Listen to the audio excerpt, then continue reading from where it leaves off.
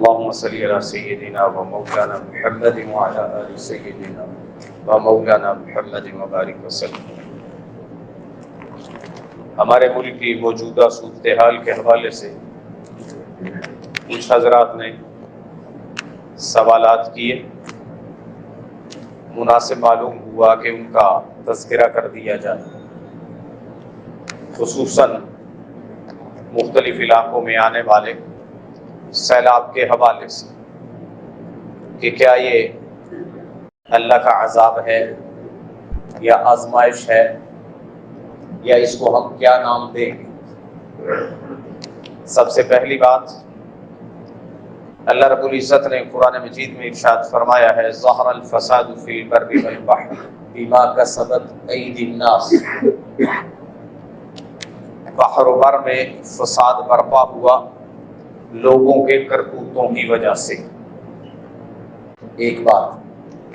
دوسری بات، اللہ رب العزت نے سورہ توبہ میں ارشاد فرمایا کیا ہم آزماتے نہیں، سال میں ایک بار، کبھی دو بار، کیوں نہیں غور و فکر کرتے۔ تیسری بات، علاقے والے سارے نیک ہیں، اس کے سارے افراد بڑے ہی نمازی ہیں، بہت خیال رکھتے ہیں، اس کے باوجود بھی کیا کوئی آفت مصیبت آ سکتی ہے؟ بالکل آ سکتی ہے۔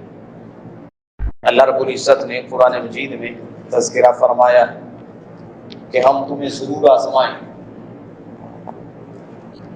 خوف بھی ہوگا، وَلَنَبْلُوَنَّكُمْ بِشَيْءٍ مِّنَ الْخَوْفِ وَالْجُوعِ، بھوک برپا ہو جائے، وَنَقْصٍ مِّنَ الْأَمْوَالِ، مالوں کا بڑا نقصان ہوگا، وَالْأَنفُسِ، جانوں کا بھی نقصان ہوگا، وَالثَّمَرَاتِ، پھلوں کا نقصان ہوگا یعنی کھیتیوں کا نقصان ہوگا۔ لیکن ساتھ ہی ساتھ اللہ رب العزت نے ایک بات ارشاد فرمائی وَبَشِّرِ الصَّابِرِينَ، صبر کرنے والوں کو خوشخبری دے، کیونکہ جب بھی کوئی مصیبت پہنچتی ہے صبر کرنے والے کیا کہتے ہیں؟ اِنَّا لِلَّهِ، یہ مال ہے، یہ باقی چیزیں، ہم تو خود، ہمارا جسم و جان یہ بھی اللہ کی ملکیت ہے، مالک کو اختیار ہے، وہ جو مرضی فیصلہ کرے، لا يسأل عما يفعل وهم يسألون، وہ جو بھی کرے اس سے کوئی پوچھنے والا نہیں، جبکہ اس کے علاوہ مخلوقات ان سے وہ ضرور پوچھے، سب سے پوچھا جائے۔ اب کیسے پتہ چلے گا کہ یہ آزمائش ہے یا عذاب ہے؟ ہمیشہ جب بھی بندے پر آزمائش آتی ہے وہ صبر کرے تو اس کا رتبہ بڑھتا ہے، اور اللہ کی طرف رجوع میں، عبادات میں، دعاؤں میں، مناجات میں، اعمال میں اضافہ ہو جاتا ہے۔ اگر تو ایسی صورتحال، پھر یہ آزمائش ہے جس سے اونچے درجات ملتے ہیں، اور اگر اللہ سے شکوے شروع ہو جائیں، نمازوں کی پابندی بھی ختم ہو جائے، پھر یہ عذاب کی صورت ہے، اللہ سے مزید دوری ہوگی۔ ظاہری اسباب کیا ہیں؟ کیا دھرا انسانوں ہی کا ہے۔ ظہر الفساد فی البر والبحر بما کسبت ایدی الناس، جو لوگوں کے ہاتھوں نے، جو لوگوں نے کرتوت کیے، یہ اسی کی وجہ سے۔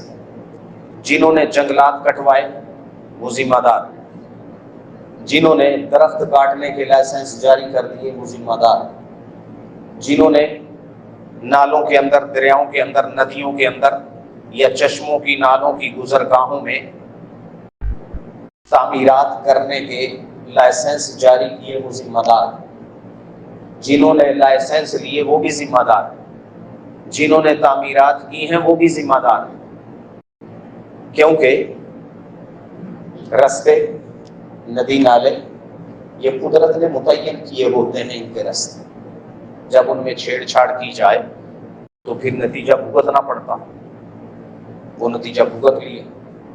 اس لیے کسی ایک پہ ملبہ ڈال دینا یہ بھی دانش مندی نہیں، اور سب کا یہ کہنا نہیں جی ہمارا تو قصور نہیں، فلاں کا قصور ہے، یہ بھی دانش مندی نہیں۔ یہ سب طرح کے لوگ ذمہ دار ہیں۔ اب ہمارے ذمہ کیا ہے؟ ایک تو صبر کرنا، مصیبت میں پھنسے ہوئے لوگوں کی مدد کرنا، لیکن اب مدد کے نام پر مدد تو کم ہوتی ہے، سیلفیاں بنتی۔ ایکسیڈنٹ ہوا ہے، قریب کھڑے لوگ بجائے تعاون کرنے کے ویڈیو بنانا شروع کر دیتے ہیں۔ یعنی انسانیت جو بچ گئے ان کے اندر سے بھی ختم ہوتی چلی جا رہی ہے۔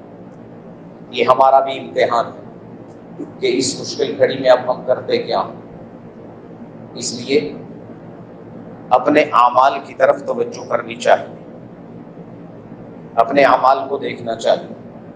مشکلات تو آ جاتی ہیں، مسائل تو آتے ہیں، لیکن کیا ہم نے اس سے کچھ سیکھا؟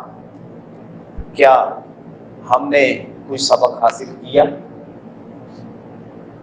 نتیجہ یہ ہوتا ہے کہ کسی ایک علاقے میں اگر کوئی مسئلہ پیش آ گیا، دوسرے علاقے والے اس سے کوئی سبق نہیں پکڑتے۔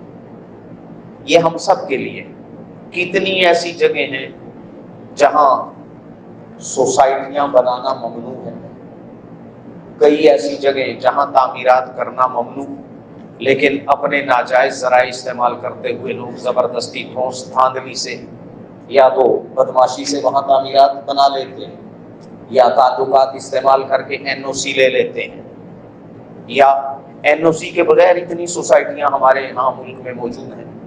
تو یہ حکومت بھی ذمہ دار ہے، افراد بھی ذمہ دار ہیں۔ سارا ملبہ حکومت پہ ڈال کے افراد کہیں ہمارا تو قصور نہیں ہے، افراد بھی ذمہ دار ہیں۔ لیکن اس مشکل گھڑی میں جن پہ مصیبت آ گئی، اب یوں کہنا کہ سارا کیا دھرا ہی نہیں کر، یہ دانشمندی نہیں۔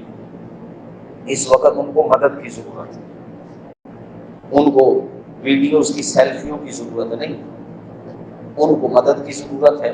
اور جو بچ گئے ان کو شکر کر کے بھرپور اللہ کی طرف رجوع کرتے ہوئے دعاؤں کی، اپنے اعمال میں اضافے کی ضرورت ہے۔ اللہ رب العزت ہم سب کو اپنے اعمال درست کرنے کی اور خوب توبہ استغفار کرتے ہوئے اعمال میں اضافے کی توفیق عطا فرمائے۔